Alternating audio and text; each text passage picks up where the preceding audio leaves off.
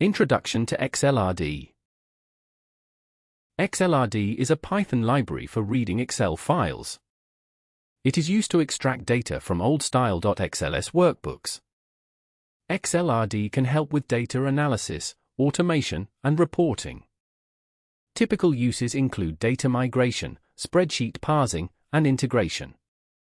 XLRD is focused only on reading .xls files, Excel 1997 to 2003, not writing or editing.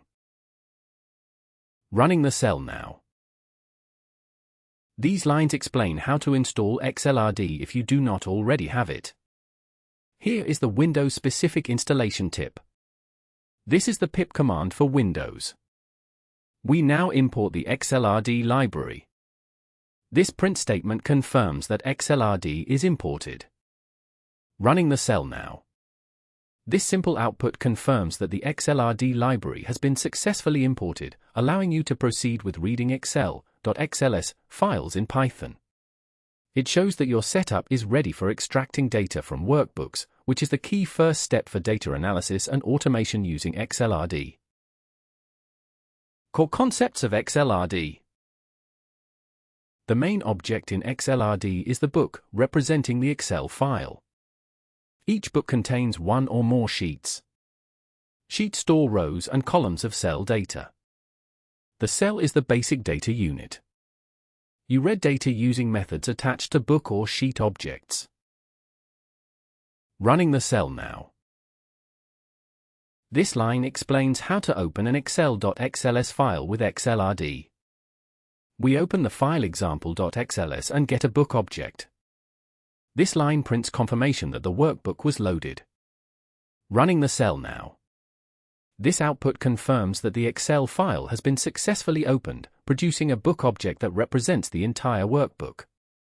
Notice that the book object acts as a container for all sheets, setting the foundation for accessing rows, columns, and individual cell data in later steps. This aligns with the lesson's focus on understanding the book as the main object in XLRD. Now opening the example Excel file to show its contents. This comment describes getting sheet names. We retrieve all the sheet names in the workbook as a list. This line prints out the list of sheet names. Running the cell now. This output shows the list of all sheet names in the Excel workbook, which in this case contains a single sheet called inventory. It confirms that the book object successfully accessed the workbook structure, allowing you to identify and select specific sheets for further data extraction. This is a key step in navigating Excel files using XLRD. This comment explains how to select a sheet by its position. We get the first sheet by index 0. This line prints the name of the first sheet. Running the cell now. This output shows the name of the first sheet in the Excel workbook, which is inventory. It demonstrates how to access a sheet object by its index within the book, linking directly to the lesson's concept that a book contains multiple sheets, each identified by their position. This is fundamental for navigating and working with specific data in an Excel file using XLRD. This comment explains how to select a sheet by its name. We access the same sheet using its name. This prints the accessed sheet's name. Running the cell now. This output confirms that the code successfully accessed the first sheet in the Excel workbook by its name, inventory. It shows how you can retrieve a specific sheet object from the book, which is essential for reading and manipulating the cell data within that sheet. This step is fundamental to navigating Excel files using XLRD. This comment explains how to find the size of a sheet. We get the total number of rows in the sheet. We get the total number of columns in the sheet. This prints the rows and columns count together. Running the cell now. This output shows the dimensions of the first sheet in the Excel file, indicating it contains 4 rows and 3 columns. This highlights how XLRD allows you to easily access the shape of a sheet, which is essential for navigating and processing the cell data within a book. Understanding sheet size is a key step before iterating through rows and columns. This comment explains how to read one cell. We read the cell value at the very first row and first column. This prints what is in the top left cell. Running the cell now. This output shows the value of the top left cell in the first sheet, which is a product.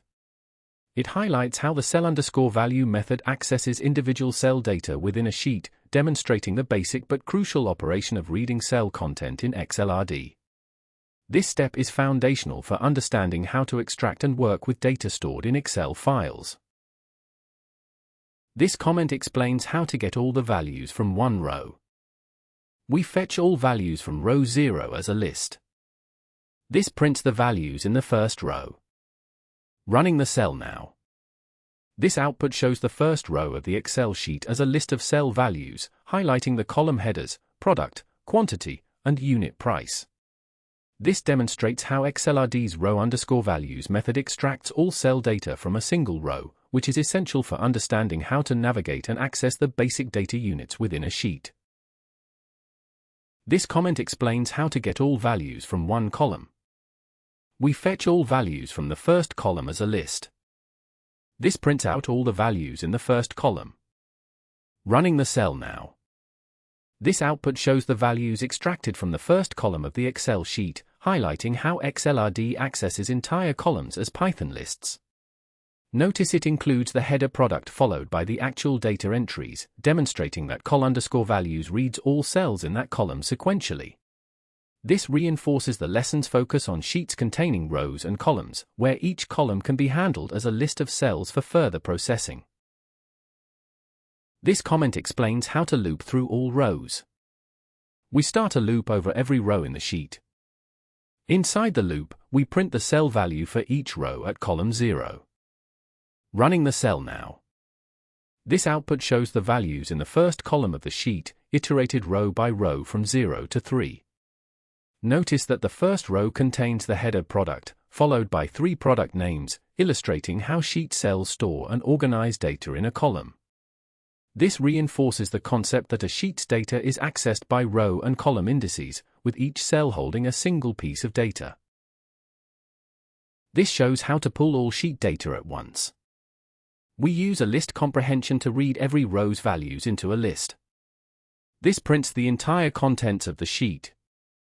Running the cell now.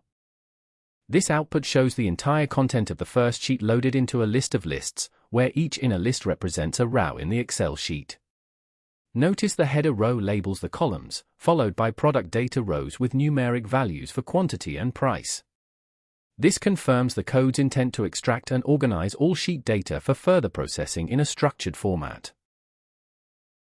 This comment explains how to read a cell including its type. We get the complete cell object from the sheet. This prints both the value and the cell type code. Running the cell now. This output shows the value and type of the cell at the first row and first column of the sheet. The value product is the text, string, header for that column, indicated by the cell type code 1. This highlights how XLRD accesses individual cells and reveals both their content and data type, a core concept for understanding sheet structure. This comment explains how to filter rows by cell values. Set a target value to match in the filter. We use a list comprehension to collect rows where column 1 equals yes. This shows the filtered results from the sheet. Running the cell now. The output shows an empty list, indicating no rows in the first sheet have the value yes in column 1. This highlights how filtering by a specific cell value works in XLRD, emphasizing the importance of checking both the sheet's data content and the correct column index to retrieve meaningful results. This shows how to skip the header row. Start the range at 1 to skip the header and loop through data rows. Print the values of each data row. Running the cell now. This output shows each data row from the Excel sheet, excluding the header, as lists of cell values. Notice how each row contains mixed data types, strings for product names and numbers for quantities and prices, illustrating how sheets organize data by rows and columns in cells. This confirms that XLRD sheet object allows easy access to individual rows and their cell contents for processing. This comment explains how to handle missing files. Try to open a workbook file that is not present. Catch the error if the file is missing. This prints an error message if the file is not found. Running the cell now. This output shows an error message triggered by attempting to open a non-existent Excel file with XLRD. It highlights the importance of handling missing or incorrect file paths when working with books, ensuring your code can gracefully respond if the file is unavailable. This aligns with the lesson's intent to understand the book object and robustly manage file access. This shows how to handle cell lookup errors. Attempt to get a cell that is out of range. Catch the exception for out-of-range indexes. Print an error message if that happens. Running the cell now. This output shows an error message triggered by trying to access a cell outside the sheet's valid range, demonstrating how XLRD handles out-of-range cell requests. Notice that instead of crashing, the code catches the index error, highlighting the importance of error handling when working with cells in Excel sheets. This reinforces the lesson that cells must be accessed within their valid row and column indices inside a sheet object. This comment shows a best practice reading multiple sheets. Loop through each sheet name available. Get the sheet by its name. Print the name, row count, and column count for each sheet. Running the cell now. This output shows the dimensions of the inventory sheet, indicating it has 4 rows and 3 columns of data. It emphasizes how XLRD lets you access each sheet structure within a workbook, reinforcing the concept that a book object contains multiple sheets, each with its own grid of cells. This helps you understand the size and layout of your data before processing cell contents. This example demonstrates handling various types of cells. A list of cell type names for readability. Loop over every row number. Nested loop for every column number. Fetch the cell object at each location. Print both the type and value for each cell. Running the cell now. This output shows how XLRD reads each cell in a sheet by row and column, revealing both the cell type and its value. Notice that header cells are text, while quantity and price cells are recognized as numbers, demonstrating XLRD's ability to distinguish data types, crucial for handling diverse Excel data accurately. This confirms the core concept that a sheet organizes data into cells, each with its own type and content. This is a mini project with sheet summaries. Define a function to summarize an XLS file given a path. Open the workbook using the provided path. Loop through every sheet in the workbook. Print the sheet's name. Print the number of rows and columns. Print the first row to preview the headers or data. Print a separator for readability. Call the function to summarize the example Excel file. Running the cell now. This output summarizes the structure of the inventory sheet in the Excel file, showing it has 4 rows and 3 columns. The first row contains the header labels, which helps us understand the data's organization before processing. This confirms the key XLRD concepts: accessing sheets, their dimensions, and reading cell values row-wise. Let us open the example XLS file and summarize all its sheets. Thank you for learning XLRD. If you found this tutorial helpful, please subscribe for more. Like this video and comment with your questions. Running the cell now.